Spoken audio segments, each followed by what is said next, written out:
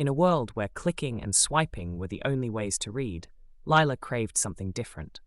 Every day, she wondered about the feel of paper and the rustle of pages turning.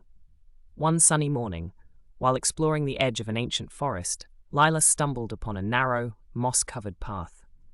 This must lead to an adventure, she thought, and her heart skipped with excitement. Lila followed the path as it twisted and turned, leading her deeper into the heart of the whispering woods.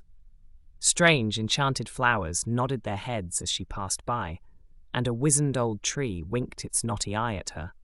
Hidden in the shadows of giant trees was a magnificent building overgrown with ivy, the last library of forgotten books. The heavy doors creaked open, and Lila peeked inside. She was in a vast hall lined with shelves that reached towards the ceiling. Books of all shapes and sizes called out to her, their voices like echoes from the past. Sunbeams danced through the stained glass windows, bathing the room in warmth and color. Lila's fingers traced the spines of the books until one title caught her eye, The Pirate Sea's Adventure. Her hands trembled with anticipation as she opened the cover, and suddenly a gust of wind swept her into the pages.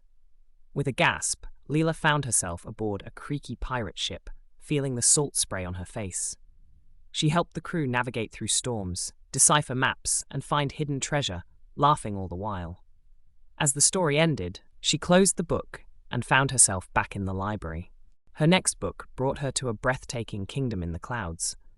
She marveled at the floating castles and met friendly creatures who showed her how to weave clouds into shapes.